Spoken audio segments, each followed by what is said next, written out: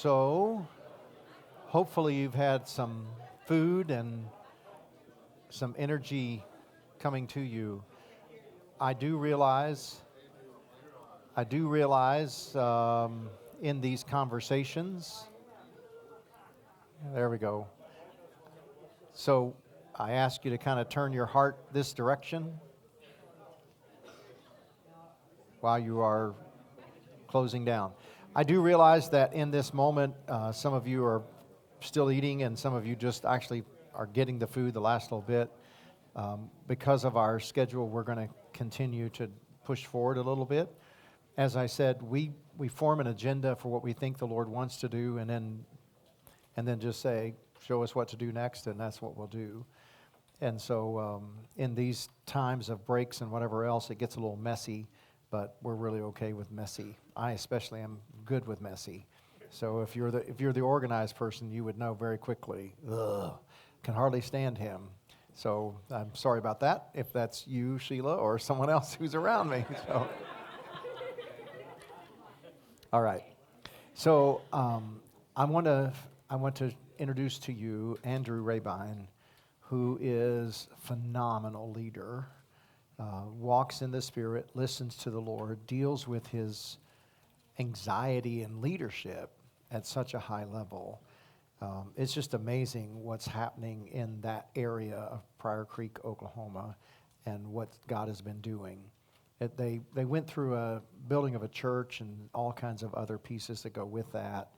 And along the journey, there were disappointing, probably challenges. I think I can say it that way. They were disappointing. Like, I didn't know we'd face that. I didn't know we'd deal with that. But they're real people, and so because of all that. But Andrew has led present-centered change in an amazing way. And so I want to introduce him to you, and just if you can hear again the story that he's been on, whether he wanted to or not, he was on it. But now it becomes accessible to all of us. So if you're leading change or you see some changes needed in your body, the principles underneath are just absolutely what you're going to need. So, brother, whichever mic and whatever you want to do with it.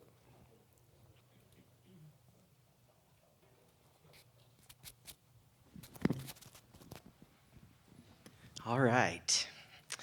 Well, yeah, my name's Andrew, and I have served at a church in Pryor Creek, Oklahoma for this will be my 22nd year. And 17 of those, I've been in the lead pastor role. Thank you. And actually, our church will turn 113 this year as well. And so today, when I'm talking through maybe some of the less attractive moments in our church body, I think it's really important for me to set in context the fact that I have experienced a really gracious people who have embraced so much change over the last couple of decades, and we've walked through that together. And so I just even kind of jotted down some of those things. One, they hired a 25-year-old pastor. Embraced new worship styles. We went through articles, changing about 16 articles of our bylaws.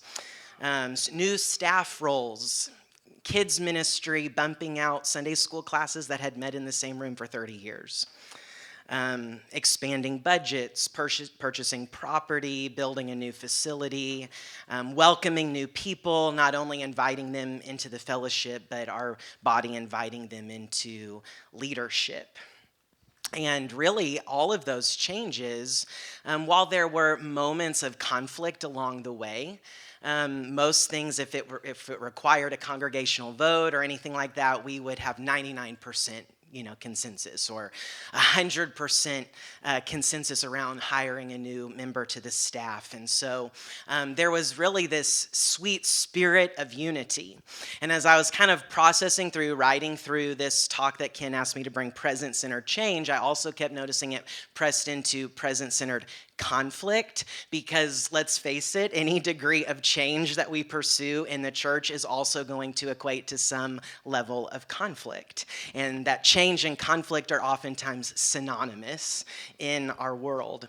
And so one of the things through all of those changes, which really is kind of overwhelming to read in a sequence like that, but remember, this is over the span of a lot of time, a lot of building rapport and relationship and trust, and it was very incremental change. But through all of that, also this strong conviction that I continue to communicate, hopefully, to leaders and build into the culture of our church is that unity is not dependent on an absence of conflict, but it is determined by navigating conflict in a way that honors God and one another. And I watched our body do that so beautifully and so well for so long. Well, I was kind of looking back at a particular change that I felt like God was stirring in my heart. And it was one that I was personally reluctant to pursue. And I even looked back, one of my first emails that I sent out to someone dates back to 2017 on this particular issue, which was considering what would it look like if we pursued a name change. Now, that might sit differently with different people in the room, and the point of this talk is not to litigate that change with you today as much as to talk you through what that looked like and how that unfolded in our body. And so, again, like going back into my journal in 2019, at that point, at the beginning of the year, having conversations with God where I really sensed God saying, Andrew, you need to lead this change. And there was almost this sense of, if I don't step out, even though I'm a little apprehensive to lead this change, if I don't step out, I'm not really being obedient. It kind of got to that point in my own spirit. And I actually had the gift of sabbatical that summer of 2019. And over the course of sabbatical, I have journal entries where I really felt like that was one of the things that the Lord helped lead me in, was actually a way to implement that change, or at least cast vision for that change. And some specific ways that he I think were aha moments, in a sense, of saying, this is a way for you to, again, incrementally approach this with the people. So January of 2020, we have a leadership retreat, and it's the first time that I step out and beyond just our staff circles, begin to cast the possibility of this vision to the broader leadership in our church. And it actually was, while there was a little bit of tension in the room, it was a pretty beautiful moment. And even on the other side of that conversation, there was already evidence of the Spirit working in the hearts of some people who were, feeling initially a little bit resistant to that. That was January of 2020. March of 2020. The disease that shall not be named, right? Changes the world, changes the context of our gatherings, and change the timeline that we would pursue such a change as changing us from First Church of God that we had been for over a century to whatever else God would want to call us. Well, in the midst of 2020, with all of the grumpiness that could have come from our people during that time, can I get an amen, right? And some of the challenges that we faced of paradigm shifts and how we even gather and what that looks like, all of the pressures of that. We also had personnel change. We also actually were in the process of building a new facility. In fact, the week that we shut down from in-person gathering, I was driving by our church property and they were pouring the slab for our new building. And there was kind of this dual reaction in my spirit as I drove by. One, thinking, God, how awesome are you? That when everything else is shut down, this is still moving forward. And then the other side of me going, oh no. What has happened? What are we going to do? What are you doing, Lord? We moved into our new facility in December of 2021. And then, just kind of that continual stirring of, this is the next thing. This is not something that I'm dismissed from. It's something that I need to keep leaning into.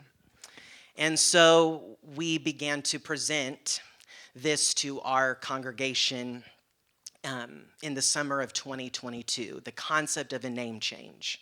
Now, I will not stand before you today and say that any change implementation is not done perfectly, right? Because we're imperfect beings. We can't see or forecast all of the possible trajectories that our change leadership could go.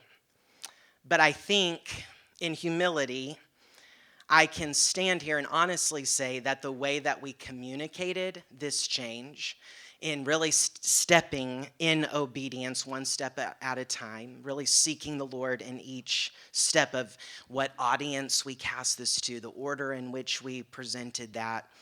I really believe we were thoughtful, thorough, empathetic, honoring, and even open-ended. And specifically what I mean by that in this particular change is we felt like God was leading us not to come to our people and say, this is the name God has given us, and this is what we want to be called now.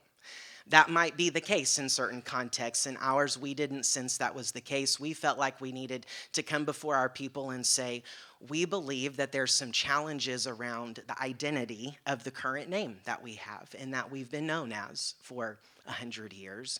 Here's evidence of some of those challenges. Here's kind of unanimity with our lay leadership and staff leadership saying we believe that God is leading us to consider a name change. Would you agree with us in that? And so that was really the ask of our congregation initially was, would you agree? Would you be in agreement and join consensus in pursuing a name change? And then we can talk to God on the other side of that decision about, God, what is it that you would want us to be called? And we can do that with some congregational input and so on and so forth. And so it was open-ended in that way, which really did help us to recognize that where there was resistance to this change, it wasn't excused by, well, I voted no because I didn't really like that new name. That sounds like a CrossFit gym, and I don't want to go to a church like that, right?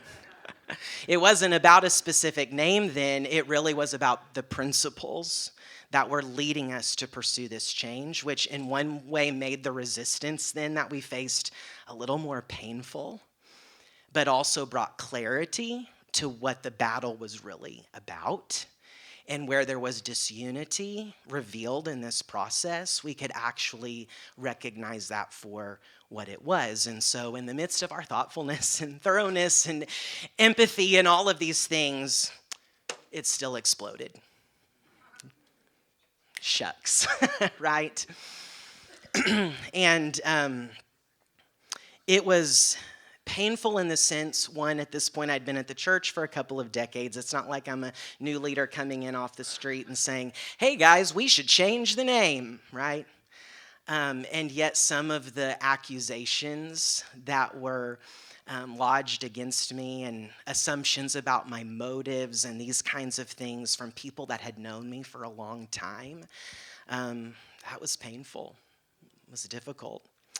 There were lay leaders who stood shoulder to shoulder with us in this process, and I know they took some darts in this process as well.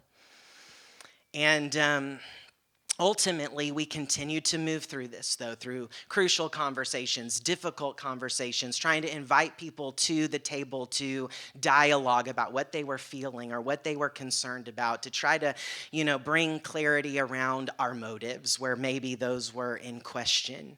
And ultimately, we kept moving to this point at which we were wanting to get a pulse from the congregation, and for better or worse, one of the ways we do that is by allowing a congregation to vote, right?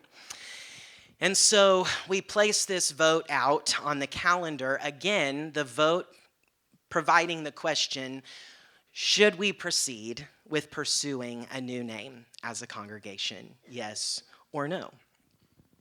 Well, the week of the vote comes about, and I was actually sitting in my office, which is kind of in the back part of our office complex, and I could overhear some things happening at the front desk. And I heard one woman came in who was a very vocal piece of, in opposition to the change. And she was wanting to vote. What did I say? Oh, a very vocal. I'm sorry. I'm sorry. Yeah, a very vocal portion of the opposition to this. And she wanted to vote absentee, and she also was requesting to vote for her grown children who now lived in Nebraska, and also wanted to know if she could vote for their 2-year-old daughter, her granddaughter. So I'm hearing this, and then a little bit of time passes, and another guy comes in the front doors, and he's like, well, we're going camping this weekend, but so-and-so called me, and they told me I better get up here and vote. And I know by who called him and who he was, which way he was voting. And I'm sitting in my office, and I feel that leadership anxiety, right, begin to kind of well up in my spirit. And my first inclination, admittedly, was, okay, there's a campaign going. We better get our own campaign going. We can pick up the phone too, and we can get some votes rallied in also. And I sat with the Lord in that moment, and I said, God, and again, anchoring back through this process, I had to go back into my journal and remind myself this, I'm just walking in obedience. I didn't even really want to do this myself, right? And this Spirit whispered, you do need to start a campaign, but you're going to use different resources. And I just had this moment of clarity, and I got up and I walked around each of the offices to our staff members, and I said, here's what I want you to do. I want you to get on your phone. I want you to reach out to 2 to 3 people outside of our church fellowship that you know will intercede for our church, that you know will take seriously in prayer, that we want to see the spirit of unity preserved in this body. And it's at risk right now. It's at risk. And so our staff did that. I reached out to my Ignite community. I reached out to some friends and family that I knew would do this. And what I will say is that one of the initial results, I think, of that prayer campaign was a peace that passes understanding. That's a good promise for us, isn't it? And so entering into that Sunday morning when the actual tables would be open for people to come and cast their ballot, I was driving up that morning, and I'm feeling, okay, God, you're good. This is good. And I'm the first one that morning to get into our church parking lot, and I'm pulling in, and there is literally a sign that someone has made, like it is a political rally, and they have staked it into the median of our church entry, and it says, vote no, save our heritage. And I thought, oh no. And I did get out and remove the sign. I was the only one who actually saw it that morning, but I also thought, what is this morning going to hold? What is going to happen? And I knew, though, in that moment, there were people all over this country, literally at that point, who were interceding on behalf of First Church of God in Pryor, Oklahoma. And we're specifically praying, preserve the spirit of unity in that body. And the day I felt tension, admittedly, it was a hard day to preach, admittedly. But ultimately, there was a decent spirit in the building that day. And when we received the results of the vote, it came in. And remember, we're used to being this church that does some pretty bold things, and we get 97, 98, 99, 100% approval. And the pulse comes back, and it's 72% approval. That would be really great if you're running for president, right? A little bit more problematic in a church family. And new territory for me. I hadn't experienced a vote like that, an outcome. Really new territory for most of the leaders at our table. So we counted the votes, we prayed together as a leadership, and we went home to sleep, to rest, to sit with the Lord, to reconvene the following night and decide what now? What are our next steps? And as we came back to the table, one of the things that I was very prompted to do to set the tone of that meeting was to affirm the leaders at that table. Because while this was one of the most difficult things that I had faced in ministry, one of the beautiful things that had come out of it was sensing more support from lay leaders than I ever had. And actually getting to see the fruit, I think, of that concept. Unity is not dependent upon the absence of conflict, but is determined by navigating that conflict in a way that honors God and one another. And I got to sit there and say, I am so proud of you. I am so thankful for you, because I know that people said hurtful things to you also and behaved poorly, and you didn't react. You didn't retaliate in kind. And I have watched you as leaders be clothed in the character of Christ over and over and over again in this process. And regardless of what happens and what we decide, I am so proud of that. I'm proud of you. And then they really knocked my socks off because they'd been sitting with the Lord. And they began to unpack this and say, we've got to discern this vote. And what we began to kind of determine is that a lot of times when there's not as much consensus as we would want in the body with a difficult change, we tend to kind of go one direction or another. We either move toward paralysis. So think about that. Think about how many of our churches, frankly, are even perhaps on death's door, because somewhere along the line there was some pivotal change that needed to take place, but a minority of the body that was resistant to change said no, and we just shut it down. 3/4 of the body, unanimous leaders were like, this is the direction we feel God is leading us, but 1/4 of the church said, we can't get on board with that, and so we said, okay, then we won't do it. Paralysis. And then guess what? People who want to stay in step with the Spirit go somewhere else to find a church that's doing that. But we can go toward paralysis, or we can tend toward pushiness, which is the sense of saying, like, we don't care what you think. This is what God told us to do, and we're doing it. You can get on board or you can get out of the way. And then what happens is, 1/4 of the church that said, no, we said, okay, fine, we'll get out of the way. And that blows up churches too, doesn't it? And we've got churches that maybe were just trying to be obedient and step out in a direction with good intention in the way that God was leading them to go, but then the way that the change was pushed or forced upon the people, it just exploded the situation. And so we're like, okay, here we are. It's seemingly this double bind, right? Like, we don't want to move toward paralysis. We also don't want to push people out of the family through this decision. Is there a third way?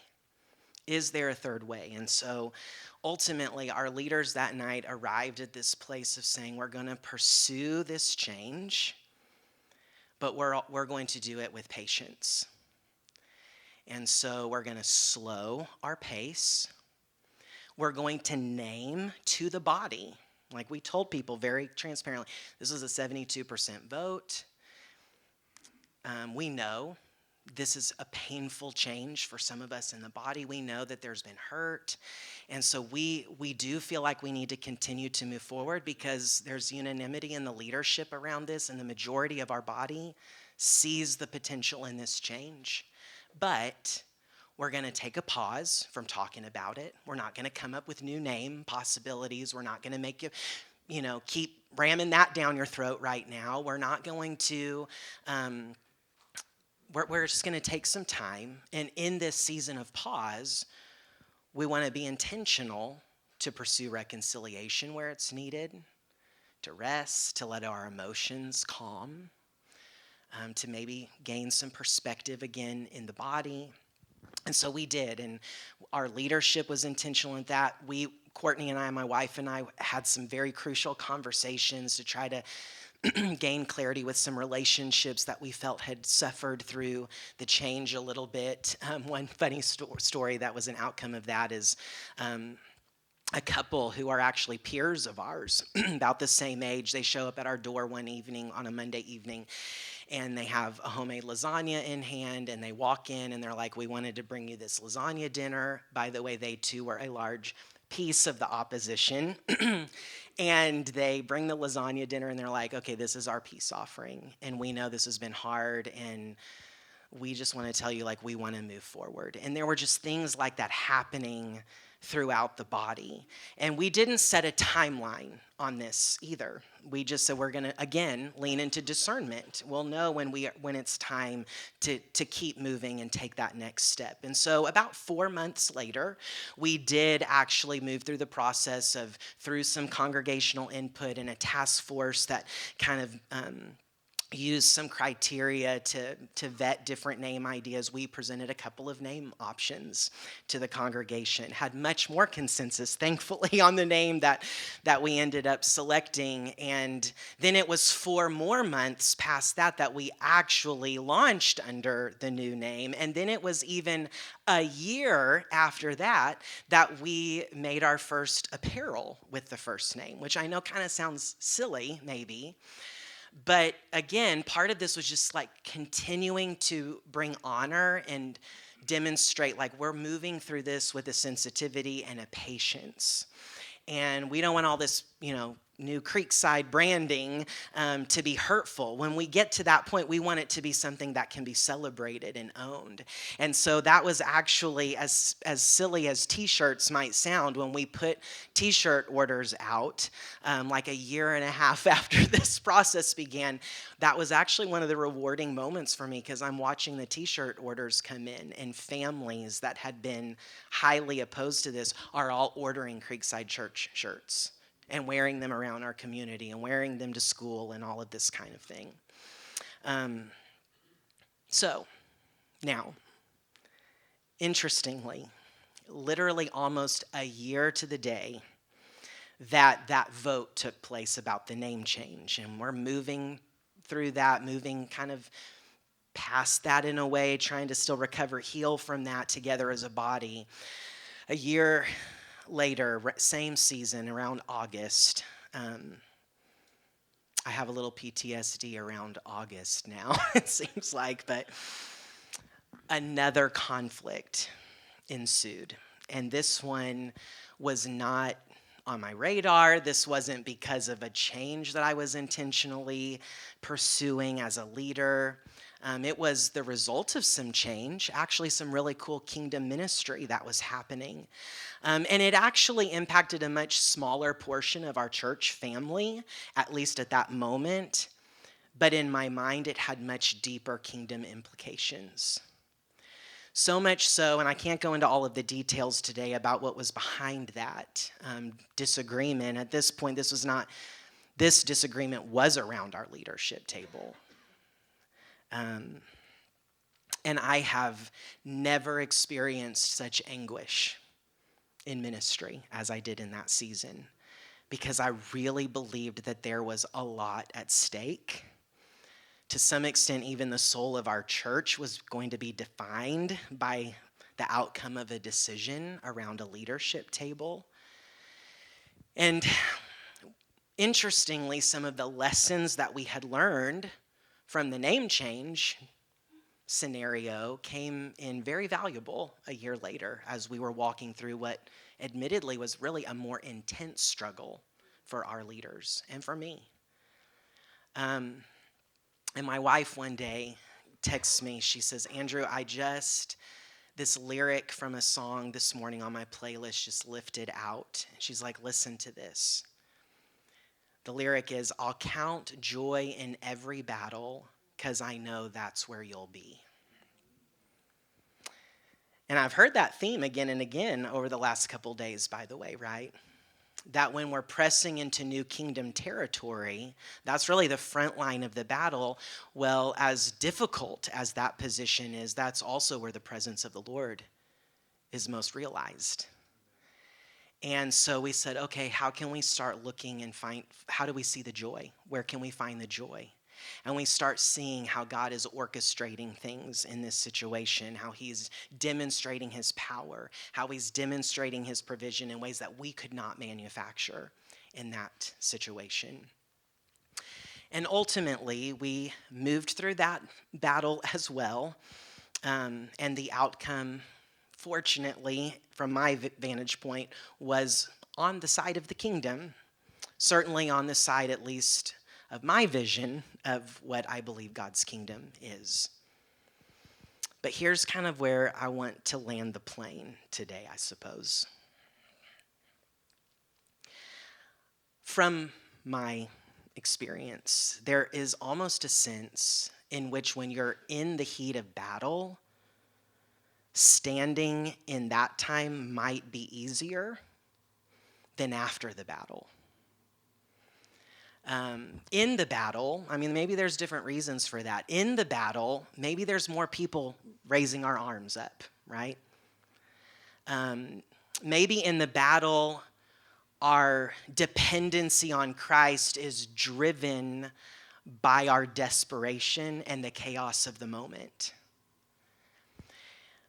But what about when the battle is over? What about on the other side of the battle? And I think that's where I probably struggled the most. I don't know what the whole you can't unhear the accusations thing was about, but I'm kind of like that. I have this really crazy ability to remember conversations almost word for word, which is a blessing and in this case a curse, right? There's things I can't unhear, can't forget. There's this kind of this point at which you're past the heat of the battle, but now there's a new battle being waged for your soul. And I wonder how many of us leaders, we stand and face the apparent battle, the obvious battle, but then we get on the other side of that and we're battle weary. And that's when we're fatigued, and that's when we are the most vulnerable. And the Lord just drew me to some examples of this in Scripture that you'll remember. Elijah, he stood in the battle on Mount Carmel, and the majesty of God was alive. But then after that battle, he was depressed, weary, fatigued. And what happens in Scripture, it says an angel suddenly touches him and provides a cake for him to eat. And then touches him again and gives him food and gives him drink. Because you see, Elijah still had another mountain that God wanted him to climb. He was supposed to get to Mount Horeb, and he still had a deeper encounter with God in his destiny. And he needed to be ministered to get there.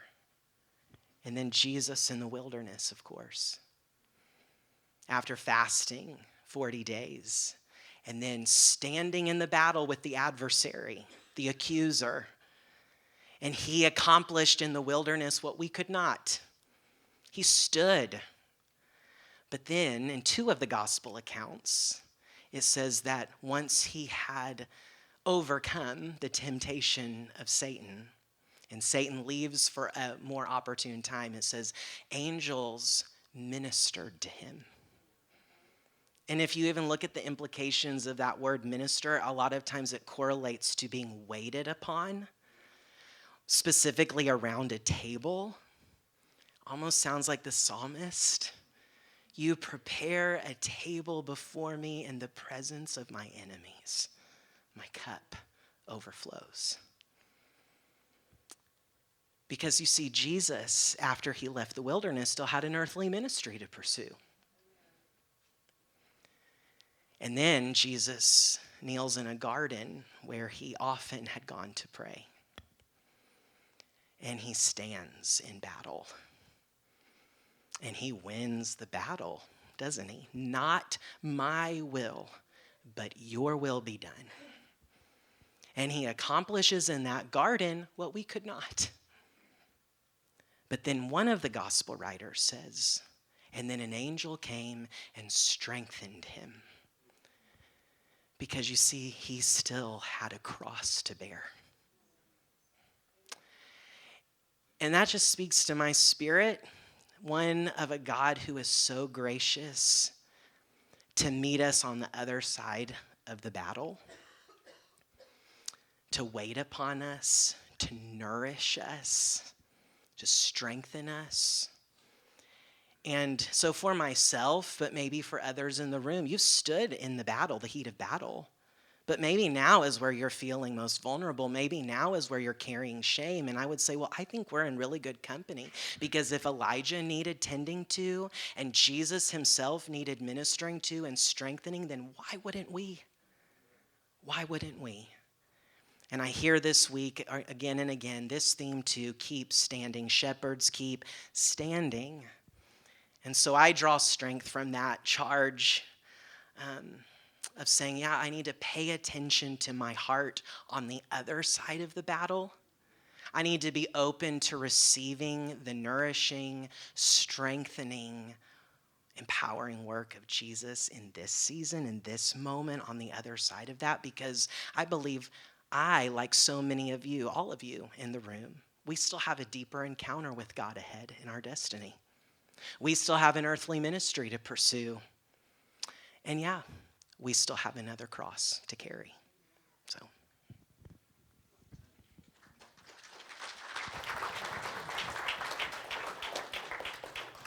Do you have questions for Andrew? That was amazing, brother.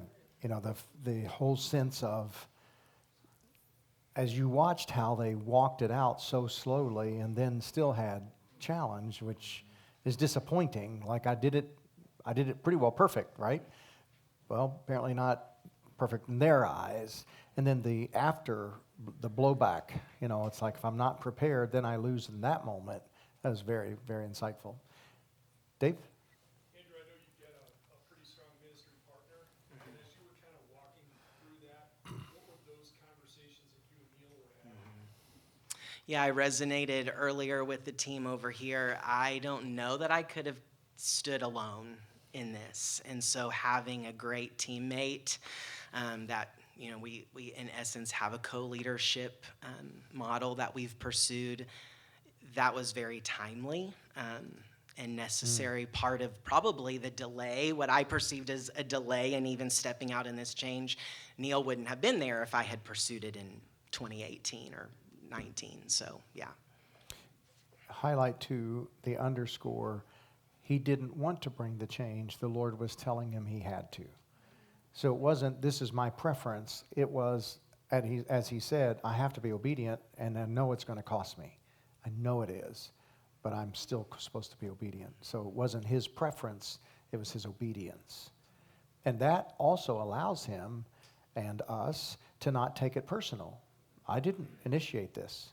This is Jesus doing his job of reigning over his church, and I'm being obedient. And so if the moment is painful, it's still not about me. It's still not about me. It's about what he's doing, and then he can get in the heavens and see the people and their losses and their griefs. I mean, one of the cool things they did when they built their new building is they brought some of the history with them to try to celebrate some of the people and honor what they had. It's ridiculously beautiful. It's really, really amazing. And yet still people were disappointed. It's like, okay, whatever. But it was still a good decision because it's very much honoring that this church has history. So even if the people are still disappointed, it's like, yep, but it's still honoring. And it was honoring to them even though they didn't see it. Some others?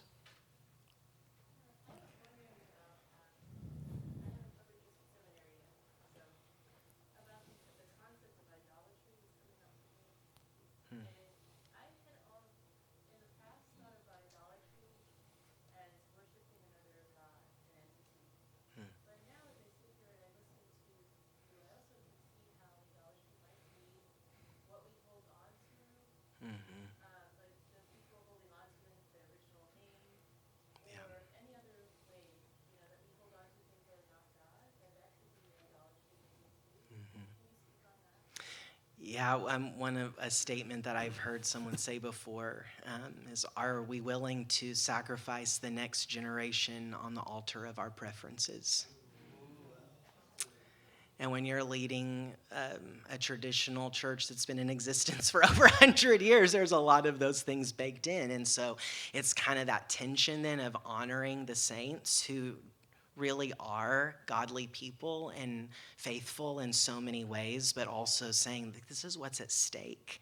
And are we willing to lay down our preferences? Are we willing to set those aside, or do we glorify those over the mission of the kingdom in a sense? So I don't think you're going to probably learn that in a seminary class as far as like how do you walk that out. It's in relationship, it's in rapport, it's in consistency over time probably, and then you still run into moments where that's what I'd say, like that change was just revealing a disunity that was already present. Right? There hadn't been anything yet that had struck that kind of chord in our body. So, And that is insightful. Sometimes you don't know what's happening in the body, and God waits for the right moment to reveal it. As he said, it was already disunity, he just didn't know it.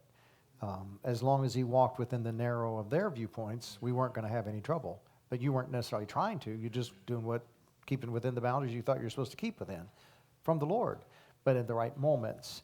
I also think it's interesting how the Lord brought them through change number one to get ready to prepare for the next challenge, which he said to his heart was even more critical and to the kingdom was more critical.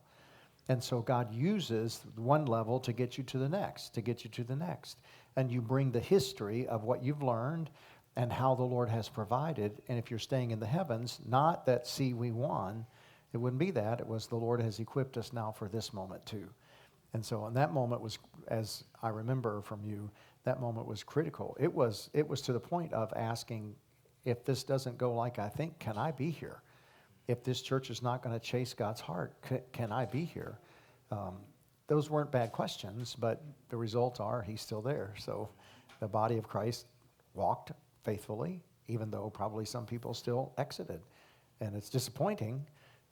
I remember, Andrew, one of the moments when you or I were talking and you said one of the most painful things was you wanted to say to the people, I've been here 20 years. How would I violate you? Why would you see now that I would violate you when I've been here 20 years? That's not a wrong question, but they're not there at all. They're not even thinking that. They're just thinking about what they're losing, right? So, any other questions?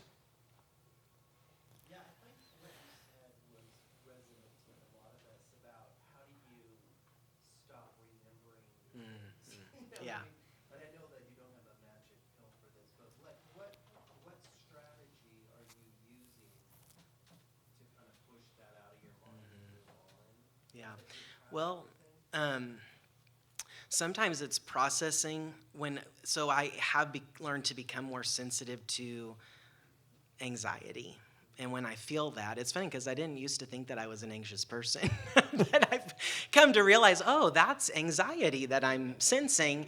And so actually in this particular journal I have on the stand right now, I have an example of this where one day I was feeling that in a very heightened sense. And so I took the journal and had a left-hand column and then a right-hand column. The left-hand column was me pouring out like, this is, I think, what is driving this anxiety right now. Whether it's factual, whether it's, whatever, like this is just the unfiltered reality. And then sitting with the Lord and saying, what do you have to say about these things? So processing anxiety with him about that. And interesting, like that was about a particular woman that was kind of driving that anxiety that in that particular instance. And this was just kind of I bring this one to an example. I've done this multiple times with the kind of two columns, and then it's like this spirit. Sometimes, by the way, says, well, actually, that could kind of be true, but it doesn't mean it's the end of the world, right? And so in this particular case, this woman ends up coming in like 6 months later after I had gone through this exercise with anxiety that she had no idea, by the way, that she had caused in my spirit. And 6 months later, she comes to sit in my office and basically is saying, like, well, I think I need to leave the church. And I was this non-anxious presence in the room. And this woman, I mean, we have a lot of history together. Frankly, I'm best friends with her son and daughter-in-law. She's a widow now, though, but I helped walk through that process of the loss of her husband, all this. So, I mean, this rich history, which in one sense makes it more hurtful, which is why it was driving a lot of anxiety. But at that moment, then, I had processed this in the throne room. I was this totally non-anxious presence with her, which is a gift of the Spirit. That's not me. And I was able to say, Cheryl, I don't know if you need my permission to leave, but I will bless you if that's what you feel is best for you. I know that it's been hard after Dale's passed. Maybe a fresh start, a new beginning is exactly what is right for you, but this is also what I want you to know. It's like the Spirit gave me clarity of thanking her for the legacy that she would leave at our church, her and Dale. Whether she was there or not, they had imprinted us. And I was able to name these things, and part of that was the clarity from the journal entry. And I actually remember going home then after that meeting that day, and it was in the summer, so my wife's a school teacher, she was at home, and I went home and I started weeping. I'm not a big weeper, but I did be, and my exact words to Courtney were like, I just was able to be a shepherd because the chief shepherd had already shepherded me. You know, I had already sat with him. He had shepherded me through that anxiety, so then I could be the shepherd that woman needed in that point. By the way, she ended up not leaving the church, but that's just a little bonus piece there, but it was a crucial conversation, right? It changed her heart, I think, so. Beautiful redemption. So you can hear in Andrew's story and his plotting out of his steps a lot of patience. We don't have to get there today. We need to get there. We need to get there, and as the Spirit shapes and forms us. I mean, for most of us, hearing the timeline of what they took, we'd be thinking, "My gosh, get to it, right? Let's just get it and deal with the consequences." But that wasn't what the Lord was wanting to do. He was wanting to shape and form people. You could hear also the sense of his processing in the throne room and how significant that became to each step of the process. Jason? You described 2 years of conflict and pain. I'd like to go back and just ask you the discernment process.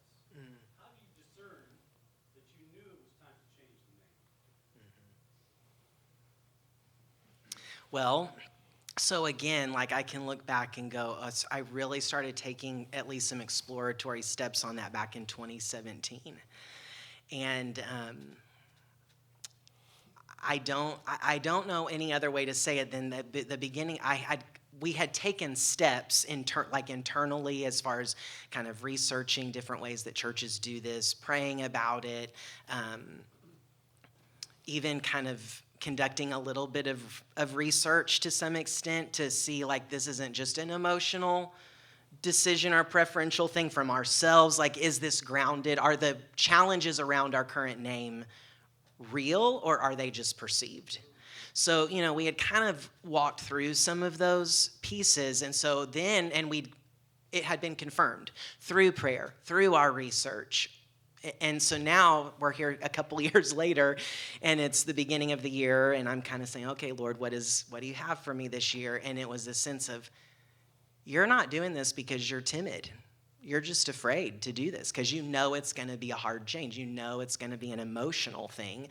So it's at what point do you step out in trust, or at that point you're being disobedient? And I don't really know then how all the COVID thing factored into that and all of that, but so I don't know that I have a more concrete answer than that as far as just continuing to discern and try to take the steps of obedience one step at a time as we had done, and then received what we felt like was confirmation in those steps. Does that help at all? Make sense? No, not really. For sharing, because clearly God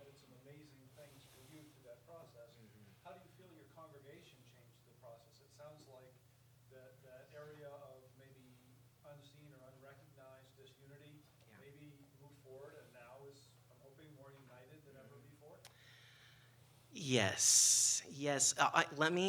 One more thing about that. Another piece of clarification was unanimity with the lay leadership. So again, this was kind of these spheres of presenting the vision, and that was another piece of confirmation, right? Every group that we took it to, until a certain point, had consensus around it, right? So this wasn't just Andrew ramrodding, we need to change the name of our church to be more trendy. Like, that wasn't the way it was. It was thoughtful and confirmed. So maybe that's another piece of that. As far as the unity thing, I think we're still rekindling that. And so one of the things at our most recent leadership team meeting, actually just a couple of weeks ago, is something that I really think we're being led into. We are in a dual service format, and we are planning for the summer months, so for a season, to go into a single service. And that is part of that still, where we're saying there still is a little bit of disunity maybe around what God is actually doing. I think sometimes our early service feels like they're watching from the periphery what God is doing in their own church. Even though we really try to bring elements of that into our early service, people are being baptized in the late service. The flourishing, the vibrancy tends to be in the late service. So it's like, okay, God, what would happen if, well, I think God was actually saying to me, what would happen, Andrew, if you were all in one room again, lifting your voices around the same song again, coming around the communion tables together, getting in prayer huddles together, experiencing the flourishing and vibrancy together, celebrating the baptism. You get the idea. And so I think there's still this sense of saying, okay, God, how is it that you want to rekindle that sweet spirit of unity? That, again, we're not in this catastrophic place, but this sense that we're also not as united as I think we would hope to be. You didn't lose 28% of your congregation, though. No. 28% No, we lost 4 people. 2 of which, can I just share the iron? This is rich. 2 of which, this is the lady who wanted to vote for her 2-year-old grandkid. I'm just saying, okay? And a few months after they leave our church, because we changed the name of our church, we found out that they were going to Life Church. But we were, getting rid of the heritage of our church. So, some of the irony and things like that. You got to laugh sometimes, right? Two years ago, I think, in our first Ignite gathering, I walked through what the Ephesians 4 apostle, prophet, evangelist, pastor, teacher would look like. In the shepherd or the pastor definition, and I said these have to be rooted in Scripture. What would they look like in Scripture? You just saw it. Creating spaces where they could lie down and recover. As the upper shepherd led the lower shepherd, slow down here. Creating spaces where they could eat. Walking them through the valley of the shadow of death. And teaching them to not fear evil. Looking for the places where the Lord would prepare a table in the presence of the enemies. Being able to see that he was anointing them in protective oil.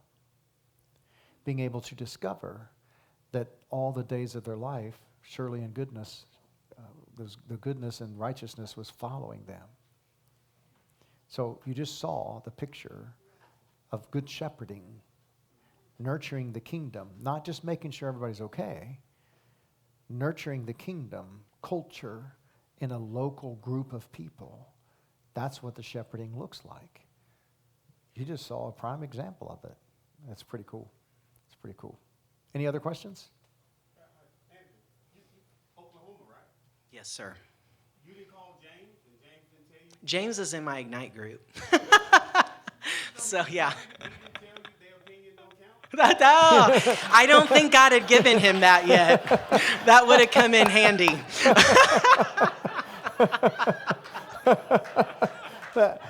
We do need to remember that. Yeah. Yep, your opinions do not matter. And leave it to Scott to create this chaos among us. Oh, shoot. Yeah. Thank you, brother. Thank you.